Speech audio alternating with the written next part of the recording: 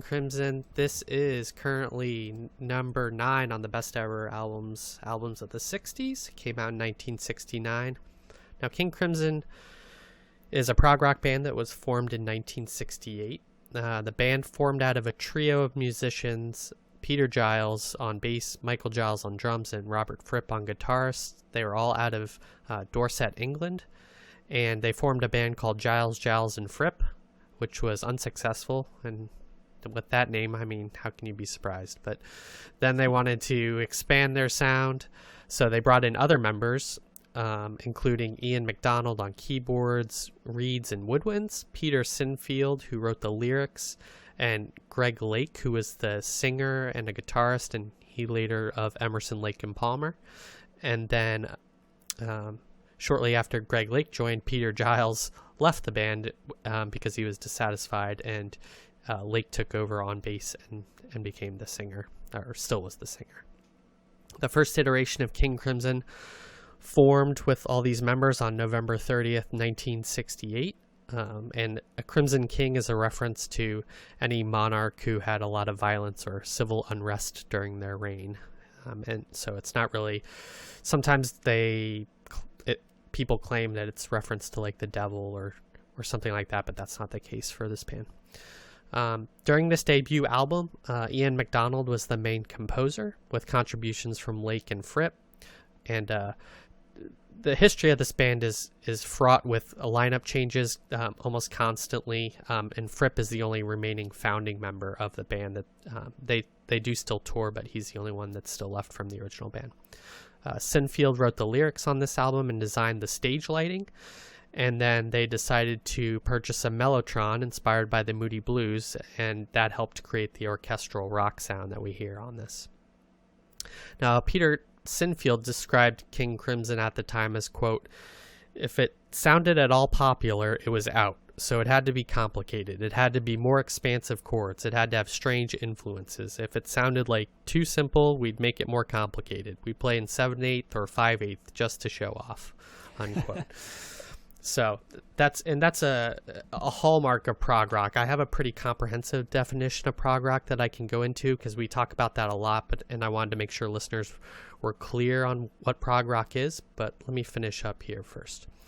Their breakthrough live debut was July 5th, 1969, when they played the Rolling Stones' free concert at Hyde Park in front of an estimated 250 to 500,000 people. And this debut album was released October of 1969. Now, Pete Townsend called it, quote, "an uncanny masterpiece," and in contrast to the blues-based rock that many bands in the US and Britain were playing at the time, this album drew on a wide range of influences. If you've listened to it, you can tell, including classical music, psychedelic, jazz. We got some English folk in there. Military music was inspiration, and also improvisation was used on this. It was recorded at Wessex Sound Studios in London, and on the production, they started out with the Moody Blues producer Tony Clark, but they didn't like how that was ending up, so they actually took over their own production and produced it themselves. So King Crimson is credited as the producer on this album. And then Ian MacDonald would spend many hours overdubbing layers of mellotron and other instruments to create what you hear. I will note that the songs are broken into segments or movements, which is why they had those subtitles. If you look at the album on Spotify, or on the liner notes, Barry Godber painted the album cover, and he was a computer programmer who I guess painted on the side. He died shortly after this album's release of a heart attack, and this is his only album cover as a result. And Robert Fripp owns the original painting of that album cover. This album reached number 5 on the UK charts and 28 on the Billboard 200. Court of the Crimson King, which is the last song on the album, that was released as a single and reached number 80 on the Billboard Hot 100. There was mixed reception by critics on the release of this album. Robert Christgau of the Village Voice called the album, quote, "Earthstaz shit," while the Rolling Stone called it, quote, a surreal work of force and originality. Now, King Crimson is very influential. Musicologist Edward McCann said this may be the most influential prog rock album ever released. It's often cited as the de facto starting point for prog rock. On the site Pop Matters, it's ranked as their number 1 album on their top 25 prog rock albums of all time from 2015, from their list in 2015. Rolling Stone in 2015 named it the second greatest prog rock album of all time, behind Dark Side of the Moon by Pink Floyd. And I thought this was a good summation of this. It also has a little Beatles tie-in as well. Pop Matters also said, quote, "In the Court of the Crimson King is still the purest and most perfect expression of the prog rock aesthetic. It's the sheer depth and breadth of their catalog that inspires a singular awe. The Dark Side of the Moon is the Sgt. Pepper of prog, but In the Court of the Crimson King is the Beatles on Ed Sullivan, a pivotal moment that announced a new reality," unquote. And King Crimson is not in the Rock and Roll Hall of Fame, to the consternation of many. In fact, they weren't even included on the nominees list in the most recent ballot. So they are one of the few bands that we've talked about that's not in the Rock and Roll Hall of Fame. And then before we talk about the discussion, I will give a definition of what prog rock is. I like to have that as a foundation for my understanding. It's a broad genre of music that uses instrumentation and composition more associated with jazz, folk, and classical rather than pop or blues. It's a fusion of various styles and genres, and the word progressive refers to the attempt to break from the standard pop formula. Lyrics are often more poetic. Technology is incorporated to create new sounds, such as the mellotron. The studio is the focus instead of the stage. So, i.e., it's more for the music than for like dancing and being a performance in terms of like straight up entertainment. And the albums become the focus as opposed to having singles on the album. So it's the whole album versus individual songs. And then sometimes derisively, prog rock is associated with long solos, overlong albums, fantasy lyrics, grandiose stage sets, and costumes, and an obsessive dedication to technical skill. Yes. Yeah. Like the band Yes. Oh, well, yeah, I'm not picking on Yes specifically, yes. But yes. So not bands from Prague. No, as we said, it's not Prague. Okay. We don't know that. I think my mom would appreciate your very good description there, Josh. Yeah. So, I do have a little bit later about what I don't think we're talking about the band again. I have some after the fact. I think we are. Yeah, there's a 70s album. Yeah, there's a 70s one. Well, then I'll save that stuff for the 70s. But let's start with John this time. I think you're familiar with King Crimson, so what did you think of the listen this time around? Well, let me start by saying it's funny that you went into the definition of progressive rock, because it's totally on brand for you, but also I think helpful for people that are listening and going, right. What exactly is it? And not fake it. But I always say, like, to me, progressive rock or prog rock is similar to that quote by like Potter Stewart, the Supreme Court Justice, about pornography. It's like, I know it when I see it, right? Like prog rock's like, I know it when I hear it, right? And so, I would say this is only the second, and probably I looked at the albums this is, in my opinion, depending on how you view those Pink Floyd albums, which the early ones I would say are more avant-garde than they are prog rock-y, but I could understand if you went that way. This is only the second what I would consider prog rock. That Moody Blues album is definitely a prog rock album. Yeah. Like how they could say it starts here. It's like, have they heard Days of Futures Past? Because that was basically a template, before this. But prog rock is fascinating to me because there's some parts of it I love and some parts of it that can be overindulgent, and often they're on the same albums. So it's rare I stumble across a prog rock album that I like from start to finish. And this one falls in that category. if this were just a 3-song album and it was 21st Century Schizoid Man, which of course always reminds me of 21st Century Digital Boy by Bad Religion, which is, a callback to that, but they sound nothing alike. But that's what I always think of. But 21st Century Schizoid Man, I Talk to the Wind, and Epitaph.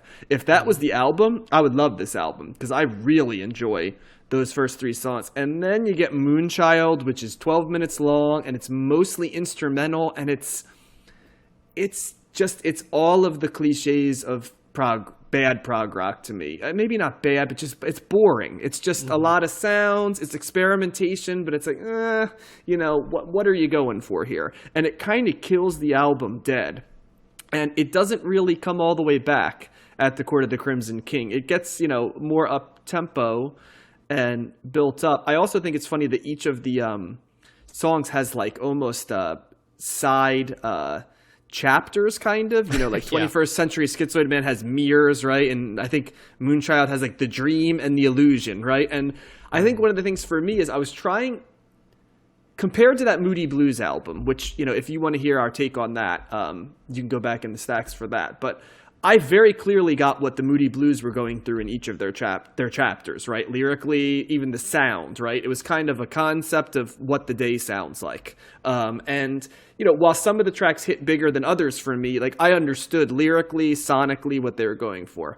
I struggled to see like what the Dream and what the Illusion were in Moonchild, right? Like Tomorrow and Tomorrow, I like the song Epitaph quite a bit, but like Tell Me Why It's Tomorrow and Tomorrow. It didn't grab me as much, Are you saying you didn't understand what that title referred to, or where I it was think for me, if you're song? going to make a concept album, you have to have a concept lyrically that I can understand. Because if not, you might as well make a jazz album. Because you might as well not have lyrics if there's no coherent lyrical structure. Yeah. And there wasn't really on this. You know what I mean? It just wasn't like, especially when it's supposed to be unfolding as chapters. So that's probably my biggest knock. However, sonically, I once again, like in the time that it was released, 1969, this was a revolutionary album, hence why it's this high. It is Prog Rock 101 for a ton of bands that we're going to cover in the 70s, because prog rock scatters all across the 70s. We said yes, Genesis. There's elements of Rush in this. There's elements of all Pink Floyd, like later Pink Floyd. There's all kinds of stuff that's in here. We can keep going. I mean, there's even elements of like what like Dream Theater became later and stuff like that. So and the 70s are considered kind of the prime prog rock time, or the peak of that. Prog rock evolved in the 80s to go into the metal genre and stuff like that as well. So it's kind of, it always morphs. But it is. But so I would say I would recommend this album, but I do like the first 3 tracks way better than I like tracks 4 and 5. It's musically ambitious, but definitely. It's like sometimes you get over the moon, and sometimes it's Icarus flying too close to the sun, to use a mythological thing in the prog rock stuff. And that's kind of how I feel about it. I might jump back in as you guys talk about the instrumentation, because I know I went narrative a little bit as opposed to nuts and bolts of the songs. I don't feel like, having listened to me, you have an idea what the album sounds like. So I'll go back there if you guys don't get into that. But Matt, what were your thoughts? Yeah, Matt, I know you're a prog rock fan, so what did you think of King Crimson? Yeah, well, first of all, I enjoy prog rock. I can't say that I'm like one of these people that's like the end all be all. Genesis, Peter Gabriel Genesis is one of my favorite bands of all time, but it doesn't mean that I'm diving deep into like all these classic. I'm not like huge into Yes or huge into Rush. I like certain elements of what they do, but I do like elements of it. I like how it's just it's not traditional, and they just throw in a bunch of things and they kind of make them all fit together, and I think that that's unique and artistic and interesting for sure. So I really did like this record overall. And particularly, and I didn't really know it. I knew 21st Century Schizoid Man. Actually, I think I first became really aware of that from Kanye West. Yeah, he samples that. Was that in Power? Yeah, Power. Yeah, so I knew that album, the Beautiful Dark Twisted Fantasy. And then I might have heard 21st Century Schizoid Man like years before, but I didn't really retain it for whatever reason. And then I heard it, I don't know, a couple years ago. again, somebody put it like on a playlist and something for me, and I was like, oh, that's what it's from, right? So, but that's that's a crazy song. Like there's the musicianship, just it's a little frantic. There's a little bit of that jazzy kind of thing going on. Yep. A lot of horns and like clarinets or some kind of woodwind thing, happening there. Can I add one thing real quick too? Because I left this band out and I can't believe I did it. Does that not sound like prototype Jethro Tull? Like 5 or 6 years later, when I listened to that, I was like, Jesus, there's where Jethro Tull came from. You know what I mean? It's like basically, yeah. Yep. And so I Talk to the Wind is a beautiful, it's like a slower kind of ballad song. I think Epitaph is my favorite song on this album. I love the structure of that song is great. I love his voice. I love the use of the mellotron that just like that really kind of really comes in and builds like to that one crescendo part. Yeah. That sound is very much a sound you hear at a lot of Genesis records. Is that very, very full mellotron sound, and we're going to certainly cover that. So I certainly heard Moody Blues in this. Right, this was a very I didn't read about that before. I just said I was like, man, this sounds like I feel like this is very Moody Blues-esque. I agree. Moonchild was a very big disappointment, not because of... I agree, John. Like, once the first 4 minutes are okay, it's like a decent song. And I thought when it kind of first went down and then it just goes into this 8 minutes of, just like guitar parts and like a xylophone maybe or something like that. And it's not really... There's no structure or melody. It's just like they're riffing. It's just like... Yeah. It's so like delicate and... Yes. It's like I think it's... Yeah, I think the sound is cool. But it just doesn't do anything, right? And I was waiting the first minute or so. I was thinking, oh, man, I think they're going to build this up. And I was getting really amped because I think that the structure of the first 4 minutes of that song could have really, like, if they would have built that and, like, come in, like, very similar to the way that they did with, like, the louder mellotron or some of the faster-paced, rock instrumentation of, 21st Century Schizoid Man, some of the stuff in there. But they didn't do it, right? They just sat with that for like 8 minutes, and it's like, what are you doing, And I listened to that twice, and I was like, I could listen to this record many, many times. After the first 4 minutes of Moonchild, skip, right? There's no need to listen to the rest of that, as far as I'm concerned. I disagree with John. I think it does come back. I like the Court of the Crimson King. I think that's a really cool song, and I like that it I see why it might have lost John or why it might lose other people, but to me it was refreshing to have that sound back, coming back in the into the fold and the record. But it's a very cool record, and even though it's very groundbreaking for the time, knowing kind of where prog rock goes from other artists, it's also at the same time it's very it's a diluted, it's almost in some cases it's a diluted form because other bands went way bigger and way like more extravagant, maybe sometimes to their, to its detriment. Yeah. Thank you. Detriment. Right. So, and this certainly is not that. I don't think that this kind of overstays its welcome. It's not terribly long overall as an album. It's only 5 tracks, but I think that they're really strong. And I was very taken back. John's talking about instrumentation. The drumming on here, I don't know what effect that they're using, but especially for something like 21st Century Schizoid Man, where it's going very fast and it's loud and it's heavy, or heavier, I guess. The drum sound is it's almost like they've got like a towel on the drum that's like muting the sound of the drum because you can tell that the guy's going nuts, but there's some effect that they're using on the drums there that I thought was interesting. Didn't they play with like multiple drummers in future years? Like whenever I think of like King Crimson in this, I want to say the 70s maybe, because my dad played a fair amount of King Crimson to me. Like, let's check this out. They always seem to have multiple drummers. So I might have to look that up while you guys are talking, but the lineup here is not 2 drummers. No, it's not. Okay. Just one. Okay. Yeah. I'll have to take a look. But yeah, I thought that was just kind of, I'm like, I feel like it could have been a lot more like of a thundering kind of drum, and it wasn't like that. I'm not saying it didn't need that. I just would picked up on it, being like, wow, it's kind of interesting that it's certainly out there and you could hear it, but it's a little bit muted. But I really did like this record. It was kind of interesting hearing it from that perspective of where knowing kind of some other elements of progressive rock and where it goes, and yeah, I think it's I don't mind all the medieval kind of sorcery, like themes. It's kind of you almost kind of need it in some cases with this type of genre, but I'm also not a lyrics guy. I'm much more into the music anyway. So, but the lyrics don't make any sense. I don't care. I don't care. I do a lot, especially if you're going to write a concept album. Well, it's my part of the review. Yeah. So that's me. Fair enough. It's just, shouldn't you just make an album then? If the lyrics, don't matter, like just make an album. Don't make a concept album. I don't care about that either. Yeah, it's like writing a novel without a plot. But anyway.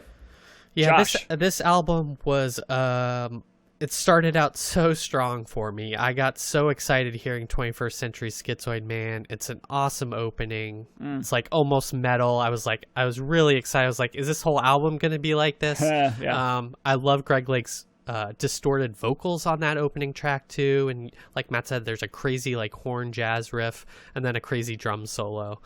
It's by far and away my favorite song on the album, and probably the only one I'll listen to on this album again, honestly.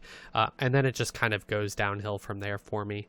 I can respect kind of the flutes and the mellow and peaceful notes and vibe of I Talk to the Wind, and I did like Epitaph a little bit.